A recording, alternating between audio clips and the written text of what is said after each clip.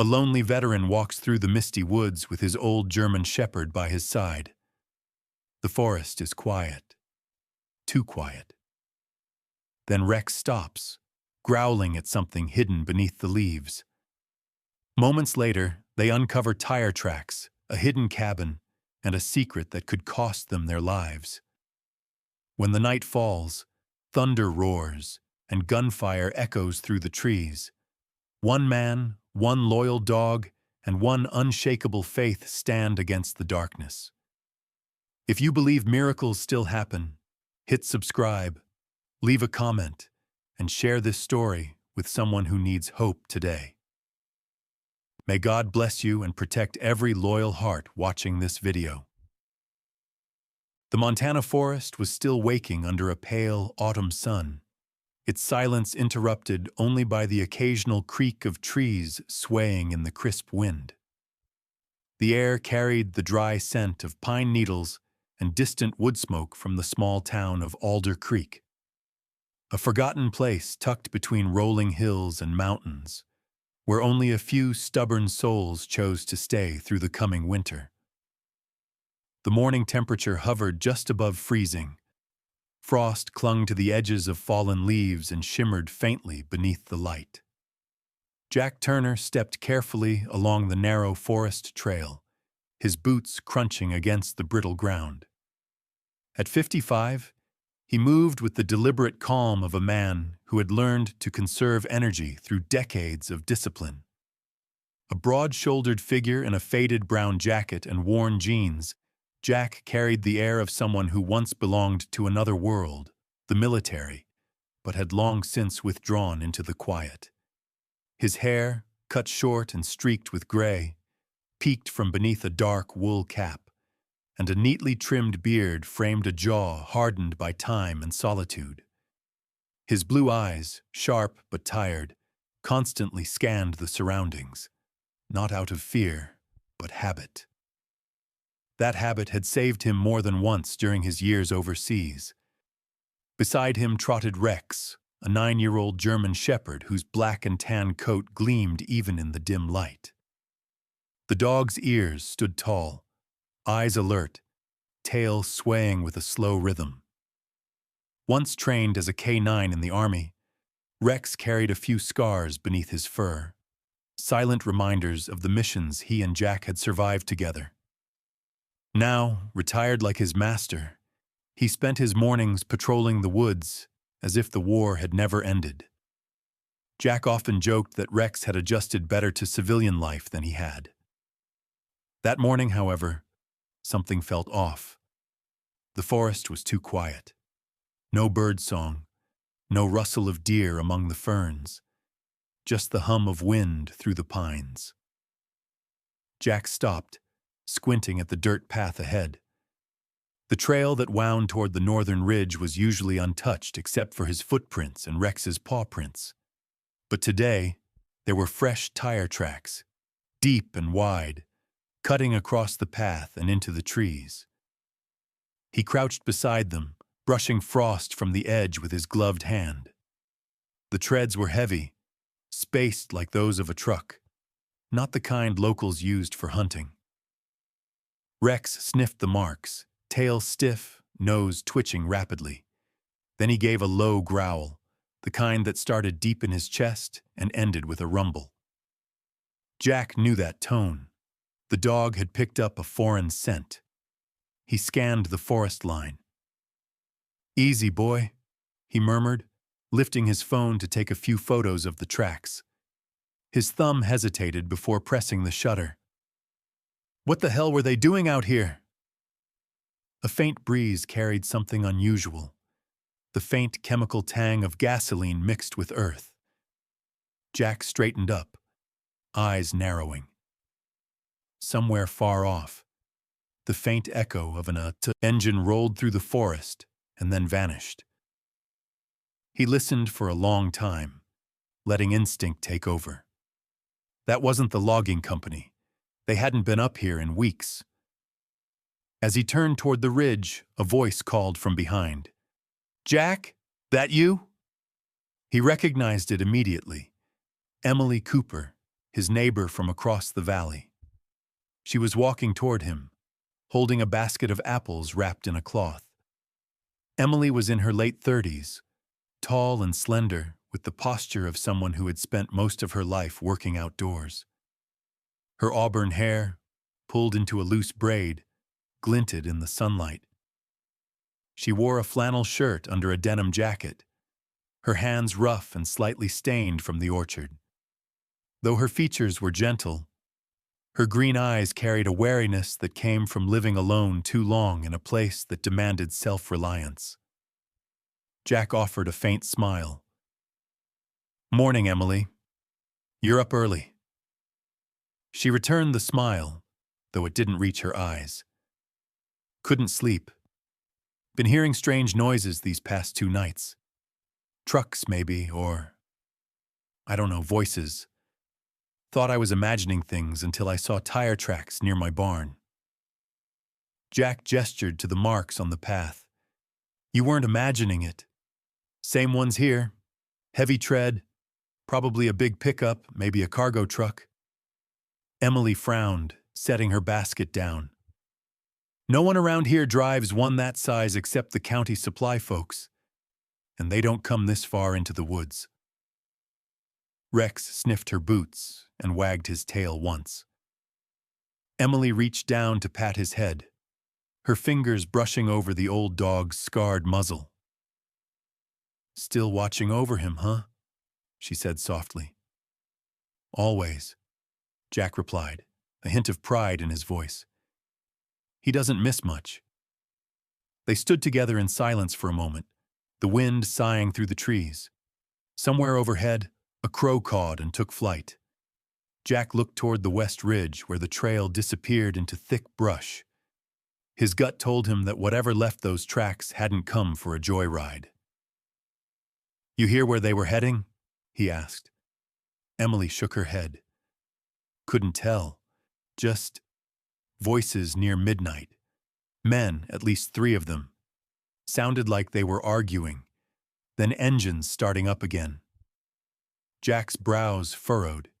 He'd seen enough operations, both legal and otherwise, to know when something didn't fit.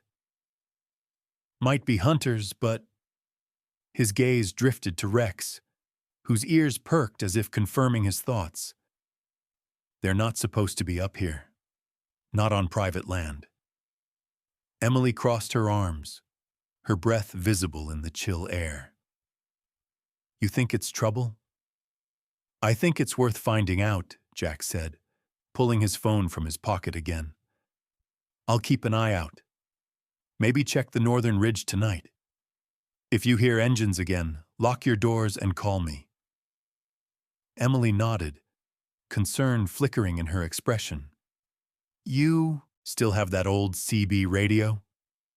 "Still works," he said with a half smile. "Rex and I aren't as quiet as we used to be, but we can handle a little noise." She hesitated before picking up her basket. "Just be careful, Jack. This forest's seen enough ghosts." He watched her walk back down the path toward the clearing where her farmhouse stood, a thin column of chimney smoke rising against the gray sky. When she disappeared beyond the bend, Jack looked down at Rex. The dog's eyes met his, intelligent and unblinking. "Looks like we've got ourselves a mystery, partner," he murmured. Rex gave a soft bark in response, as if agreeing. Jack knelt again, tracing the tire grooves once more. They cut deeper than before, as if whoever drove through had been hauling something heavy. Maybe more than once. He took another photo, zooming in on a small patch where oil had leaked onto the dirt. Diesel, strong and fresh. The wind shifted, carrying the smell of pine and exhaust together. Jack rose to his feet and scanned the horizon. The sun had climbed higher, glinting through the tall trees, but the light did nothing to warm the unease crawling in his chest. He whistled softly, and Rex came to heel. Together they followed the tracks a few steps deeper into the forest before stopping at a bend where the trail widened into a small clearing. The earth there was churned up, signs of heavy movement, footprints mixed with tire imprints. Someone had parked here recently, maybe unloaded something. Jack crouched again, brushing his fingers over a crushed soda can half buried in the dirt. It was clean, too clean to have been there long. Rex's growl rumbled low once more. Jack looked up, following the dog's gaze toward the distant ridge where the trees grew thickest. For just a moment, he thought he saw a glint of metal between the trunks, the reflection of sunlight off something large. Then it was gone. "Come on," he said quietly, tugging Rex's leash. "We'll come back tonight." As they turned back toward the cabin, the forest seemed to close in behind them, swallowing the tire tracks and the morning light. Jack didn't know it yet, but this quiet walk would mark the beginning of something far darker than either he or Rex could imagine. The wind that swept through the Montana pines that night was colder than the previous morning, carrying the smell of damp earth and the faint whisper of approaching rain. Clouds drifted low, veiling the moon in a hazy silver glow that made every shadow move like a living thing. Jack Turner adjusted the strap of his old field jacket and crouched low behind a cluster of spruce. Rex moved beside him, silent except for the steady rhythm of his breathing. The old dog's fur shimmered faintly under the moonlight, his ears forward, every muscle alert. Jack had seen him like this only during the worst patrols in Afghanistan. Focused, cautious, reading danger in the air. Jack lifted his binoculars. Beyond the tree line, a faint light flickered near the base of the northern ridge. Lanterns, or perhaps headlights, dimmed under cover. Through the lenses, he saw movement. 3 men, all wearing dark jackets and gloves, unloading wooden crates from the back of a mud-splattered pickup truck. They worked fast, their voices rough and low, occasionally glancing around as if expecting someone. The tallest of the 3, Rick Dalton, barked an order. He was around 40, heavy-built with a thick beard and a square face hardened by years of arrogance. His shaved head reflected the pale light, and his posture was that of a man used to being obeyed.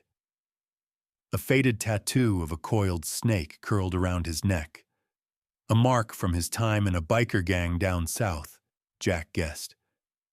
Dalton had the look of someone who'd done time and learned nothing from it.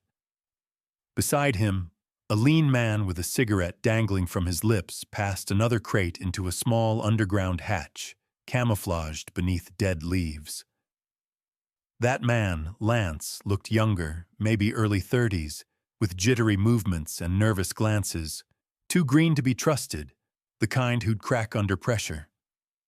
The third, a silent brute known later as Mason, had the bulk of a wrestler, his bald head glistening with sweat even in the cold.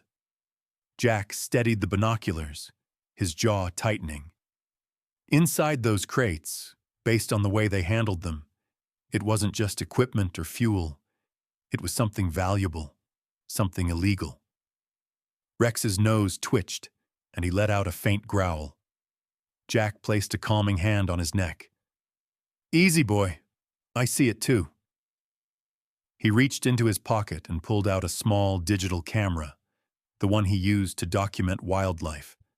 Now it would serve another purpose. He zoomed in, capturing stills of the men, the truck's license plate, and the location of the hidden hatch. Once done, he pulled a small CB radio from his backpack, its metal edges worn and scuffed. The device had belonged to his old friend, Ben Harris, now the sheriff's deputy in Alder Creek. Jack tuned to the agreed frequency, speaking in a low tone. "Ben, it's Jack. Got something up near the ridge. Looks like a drop site. 3 men, crates, no IDs. Sending images now."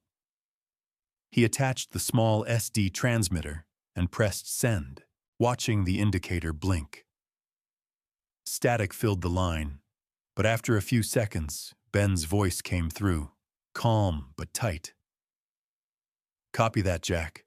I'll get a unit moving, but it'll take at least 30 minutes. Don't do anything stupid." Jack smirked faintly. "You know me better than that." "Exactly," Ben replied dryly, and the line went dead. Rex's ears twitched, and Jack froze. The men had stopped working. Dalton was scanning the tree line, a flashlight beam slicing through the dark.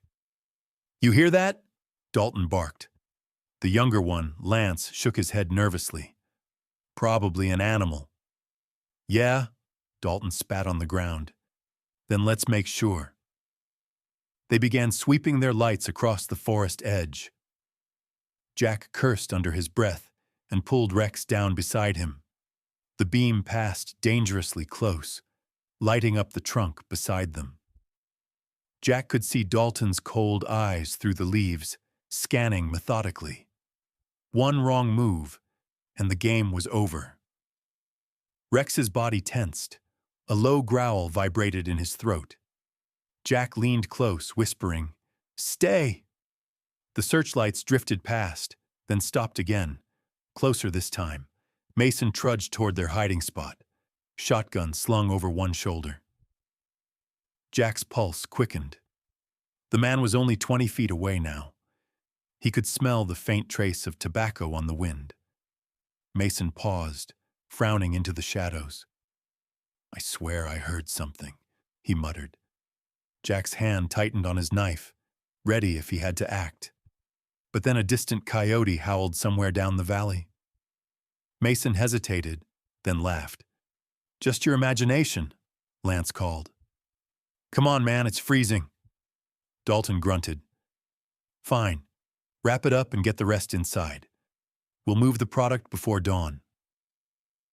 Jack waited until they disappeared down the slope, then exhaled slowly. Rex's tail brushed against his boot as if to ask permission to move. "Not yet," Jack whispered. He watched as they secured the hatch and covered it with brush. Within minutes, the pickup's engine roared to life and rolled down the trail, its taillights fading into the trees. Jack rose from his crouch, stretching his stiff knees. He turned the camera over in his hand, ensuring the footage was saved. "We got them, boy," he murmured. "Now we just have to stay alive long enough to hand it over."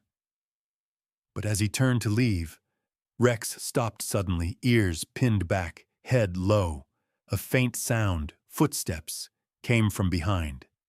Jack froze, spinning around. A flashlight beam flared directly into his eyes. "Thought I saw something," a voice sneered. It was Lance, holding the light in one hand and a pistol in the other. His eyes widened when he realized what he'd found. "Who the hell?" Before he could finish, Rex lunged forward, knocking the man off balance. The gun fired once, the bullet cracking through the air and grazing a nearby tree. Jack grabbed Rex's collar, pulling him back, and they dove into the brush as shouts erupted down the hill.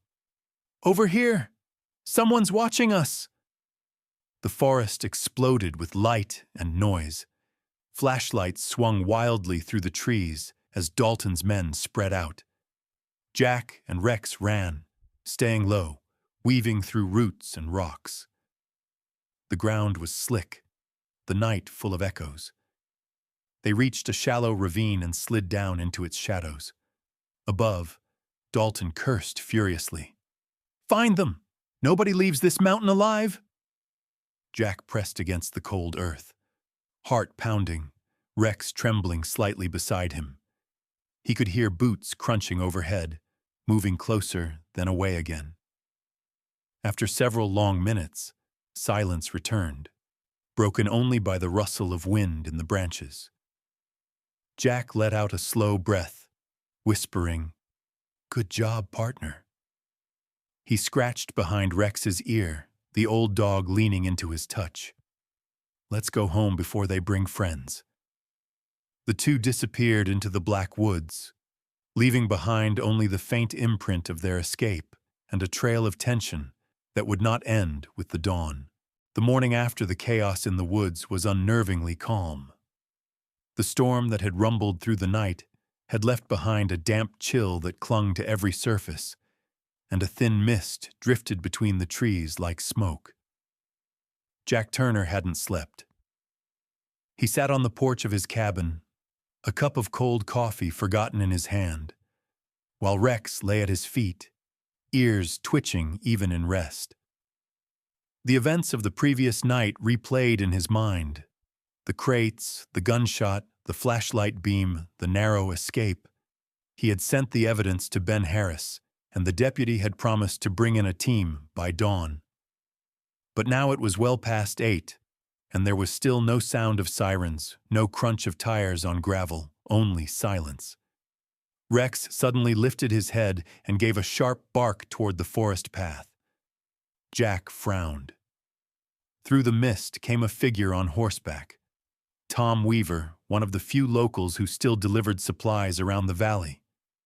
Tom was a wiry man in his late 40s, with a narrow face browned by sun and wind, and a permanent squint that made him look perpetually suspicious.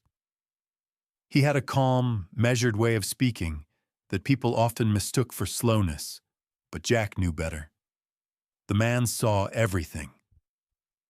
Tom stopped his horse at the edge of Jack's porch.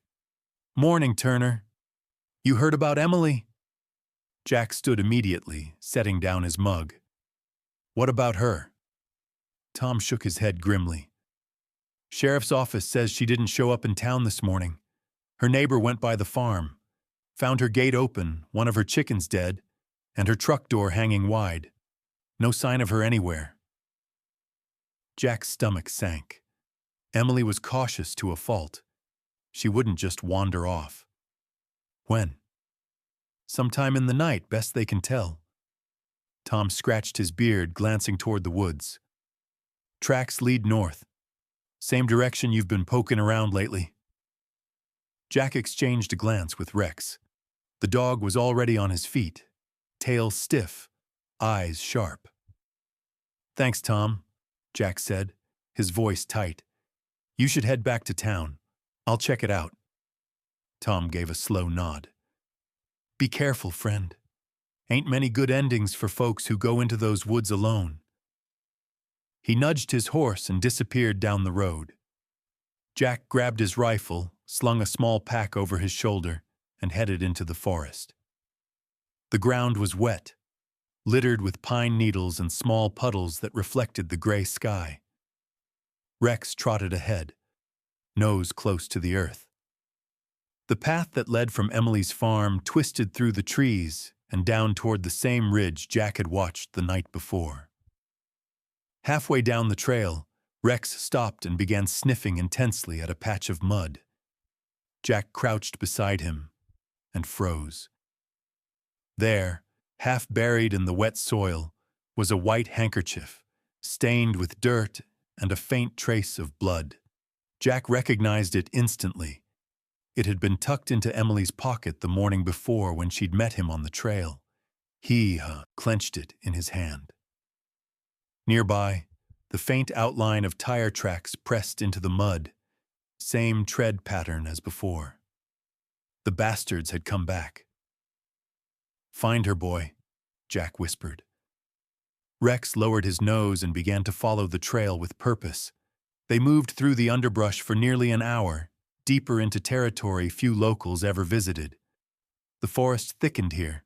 The sunlight barely touched the moss-covered ground. Then, through the trees, Jack spotted a clearing, and at its center, an old wooden cabin, weathered and half-collapsed, its roof sagging under the weight of years. Rex stopped, ears forward, muscles tensed. Jack crouched behind a fallen log, scanning the area. A pickup truck, the same one from the night before, was parked beside the cabin. Smoke rose faintly from a metal chimney pipe. Somewhere inside, a muffled voice cried out. A woman's voice. "Emily." Jack's jaw tightened. He adjusted his scope and peered through the window. Inside, he saw Rick Dalton, pacing like a caged animal, His thick arms were crossed, and his expression twisted with anger. "She saw too much," Dalton snarled. "Soon as we move the rest, we'll deal with her." Another man sat nearby. Terry, a new face. He was younger than the others, maybe late 20s, with messy blonde hair and a scar that ran from his eyebrow to his chin. His eyes had that wild, restless look of someone who'd made too many bad decisions too quickly. He looked uneasy. "Boss, she said she won't talk. Maybe just let her go." Dalton's glare silenced him. "You want to bet your life on that?" Terry lowered his gaze, muttering something under his breath. Jack pulled back from the window. He couldn't wait for Ben.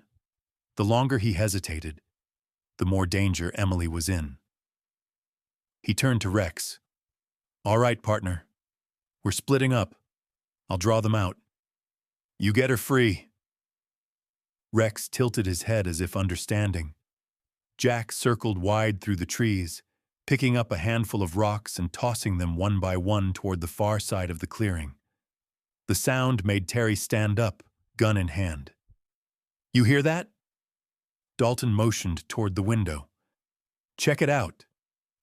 As Terry stepped outside, Jack moved fast.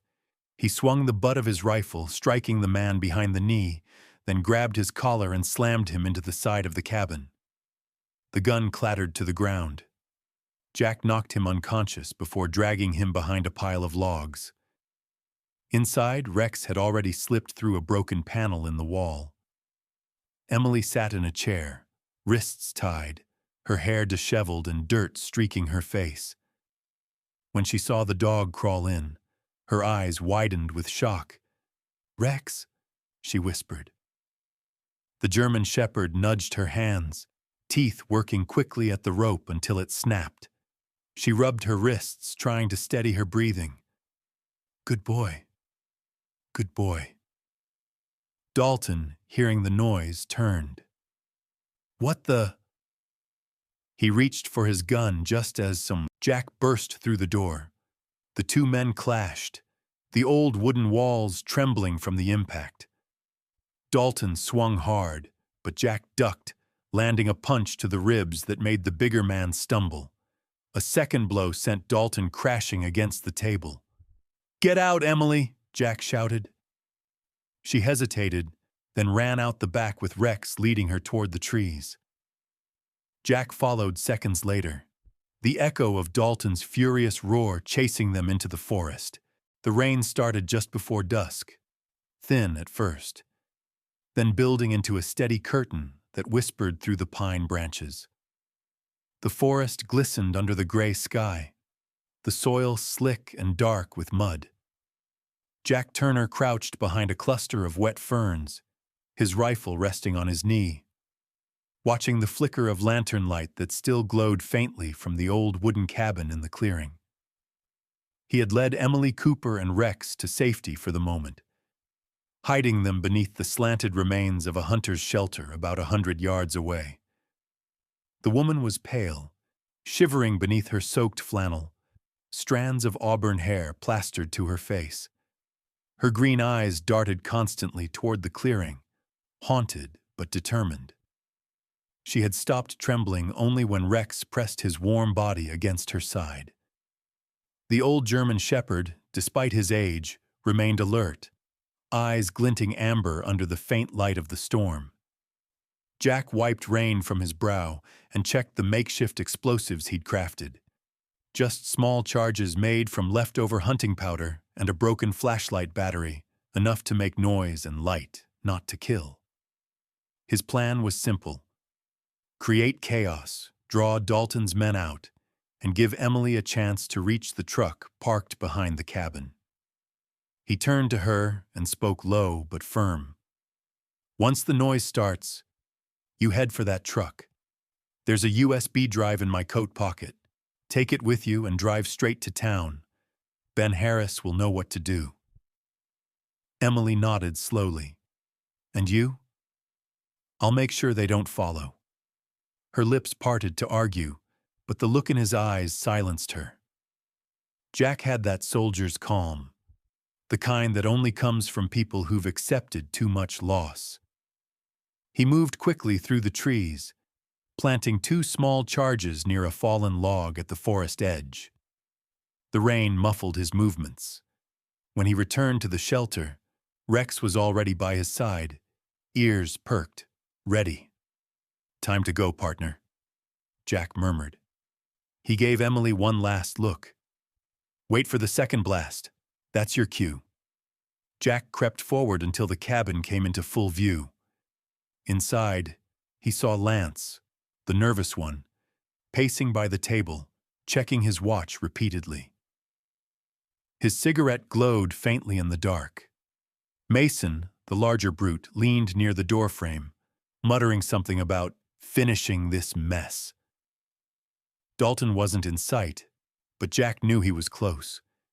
He took a deep breath, pressed the detonator, and the first explosion cracked through the forest like thunder. A column of dirt and flame shot up near the northern trail. Lance cursed and grabbed his gun. "What the hell was that?" Mason shouted something back, and both men ran out into the storm. The bait had worked. Jack moved fast, circling behind the cabin, motioning for Rex to follow. They slipped through a half-broken panel near the rear wall. The inside reeked of damp wood and gasoline. Jack whispered, "Go," and Rex crawled low toward the back corner where Emily had been tied before. There, half hidden under a tarp, a metal briefcase lay open, filled with packets of white powder. Rex sniffed it, then looked back, growling low. "Yeah, I know," Jack muttered. "Enough to bury half the county." Rex reached the back door just as Emily appeared outside the shelter, her figure small against the rain. She moved carefully toward the pickup, but before she could reach it, a harsh voice cut through the downpour. "Going somewhere?" Rick Dalton emerged from the shadows, soaked to the bone, his beard dripping water, his rifle raised. The light from the cabin lantern caught the edge of his snake tattoo. His eyes burned with fury. "You think you can just walk out, huh? You and your mutt?" Jack stepped from behind the cabin, rifle aimed. "Drop it, Dalton. It's over." Dalton laughed, the sound rough and broken. "Over? You got no idea how deep this goes." Without warning, he fired. The bullet whizzed past Jack, splintering a tree. Jack dove to the side, rolling through the mud, and returned fire. The forest erupted with noise, the echo of gunfire mingling with thunder. Rex barked sharply, launching forward toward Mason, who had reappeared from the tree line. The dog slammed into the man's leg, teeth sinking into flesh. Mason screamed, dropping his shotgun, and tried to kick him off, but Rex was relentless. Jack caught the motion of Lance coming up behind him and turned just in time, firing a single shot that clipped the man's shoulder, sending him spinning into the dirt. "Emily, go!" Jack yelled. Emily bolted for the truck, slipping once in the mud before climbing inside. Her hands shook as she fumbled with the keys, rainwater streaking her face. The engine sputtered, coughed, then roared to life. She turned just in time to see Jack still exchanging fire with Dalton near the tree line. Dalton reloaded, face twisted with rage. "You'll regret this, soldier." Jack's rifle jammed. He ducked behind a log, pulling Rex toward him. "Stay down!" he barked. A moment later, the second charge detonated somewhere behind Dalton. The explosion lit up the forest like daylight, sending branches raining down.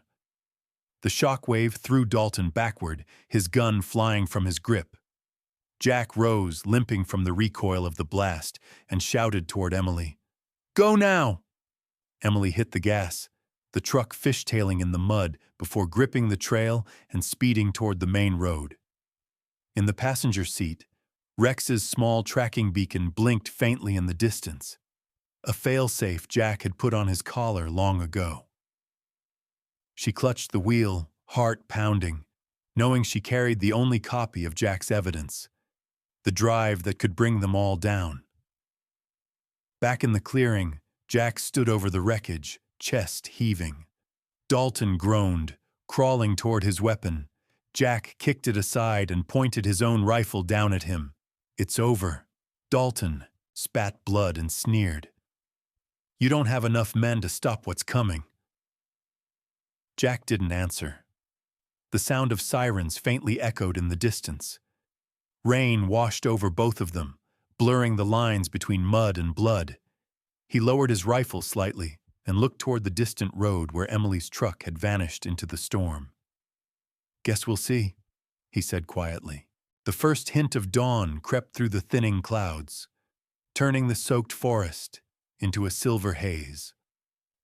The rain had finally stopped, leaving behind a quiet so profound it felt sacred. Smoke still curled lazily from the smoldering wreck near the clearing, and the smell of wet pine mixed with gunpowder hung heavy in the air. Jack Turner sat against a fallen log, his rifle resting across his lap. Blood seeped through a shallow cut on his left arm, but he barely noticed it. His chest rose and fell with slow, steady breaths.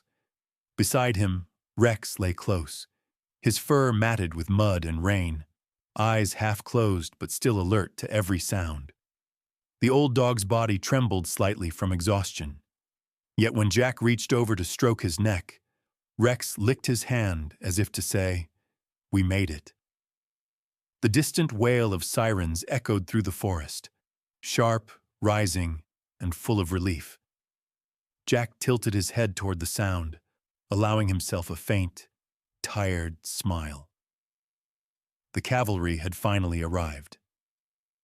Moments later, headlights sliced through the mist, and a convoy of sheriff's vehicles rolled into the clearing, tires crunching on the wet earth. Deputy Ben Harris was the first to step out. He was in his mid-40s, tall and broad-shouldered, with a face marked by deep lines from years of working small-town crimes that rarely made the news but always weighed on his conscience. His sandy hair was streaked with gray at the temples, and he carried himself with the calm authority of a man who had seen the worst and still believed in doing right. He hurried toward Jack, his boots splashing through puddles. "Jesus, Jack," Ben said, kneeling beside him. "You look like hell." Jack chuckled hoarsely. "You should see the other guy." Ben glanced toward the wreckage. A handful of officers moved to secure the area, weapons drawn. Near the edge of the clearing, Rick Dalton sat handcuffed, mud covering his clothes, his expression hollow. His snake tattoo glistened against his wet skin. The defiance he once carried was gone, replaced by something emptier, acceptance, maybe even fear. Lance and Mason were both under guard, their faces pale under the flashing blue lights. The night had stripped them of whatever swagger they'd had.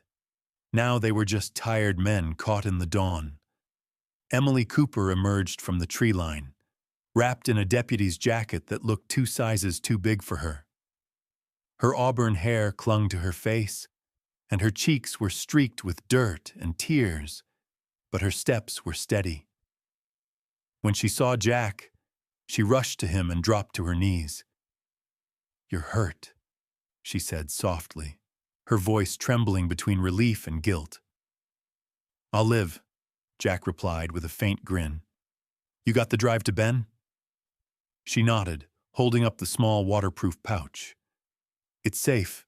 They're already verifying it." Ben took it, glancing at Jack with something between pride and frustration. "You couldn't wait for us, could you?" Jack shrugged. "Didn't have the time." Ben sighed but didn't press further. He looked around at his men securing evidence, the crates being loaded into the back of a truck, the scattered debris of what had almost been a tragedy. "You just took down half a distribution network, Jack. DEA's going to have a field day with this." Jack leaned his head back against the log, exhaling slowly. Wasn't exactly my plan, but I'll take it. Emily reached out, her fingers trembling slightly as she took his hand. You saved my life, she whispered. You and Rex both. Rex lifted his head at his name, tail thumping weakly against the ground. Emily smiled and reached to scratch his ears. You're a hero. You know that? The German shepherd's eyes softened, his breathing evening out as he rested his head on Jack's boot. As the sun rose higher, golden light began to pierce through the mist, turning the damp world into a canvas of warmth and color. Officers moved quietly now, their urgency replaced by routine procedure. Dalton and his men were loaded into vehicles, their shouts fading as the convoy rolled out of the forest road. Ben crouched once more beside Jack. You need a hospital. Jack shook his head. I've had worse. I just want to go home. Ben gave him a long look before standing. You're still the same stubborn son of a gun from the service. Don't ever change. Jack smiled faintly. No plans to. Later that morning, the three of them, Jack, Emily, and Rex, sat on the porch of Jack's cabin. The storm clouds had drifted east, and the forest smelled clean again, washed of the night's violence. Jack's arm was bandaged. Emily held a steaming mug of coffee, and Rex lay between them, his fur brushed and dry. For a long while, none of them spoke. The silence wasn't heavy anymore. It was peaceful. Emily finally broke it, her voice gentle. What will you do now? Jack stared out at the sunlight filtering through the trees, the golden beams dancing across the damp grass. Maybe fix up the place a bit. I hear having company keeps an old man from going crazy. Emily smiled. I think you'll have plenty of that. Rex barked softly as if in agreement. Ben's patrol car passed by the front road, the faint hum of its engine fading into the distance. The forest, once filled with fear and chaos, now felt alive again. A new day had begun. Jack reached down, scratching Rex's neck, his voice low but certain. We did good, boy. We did real good. The dog wagged his tail, the light catching the amber in his eyes. The past was behind them, and for the first time in a long while, the future didn't seem so uncertain.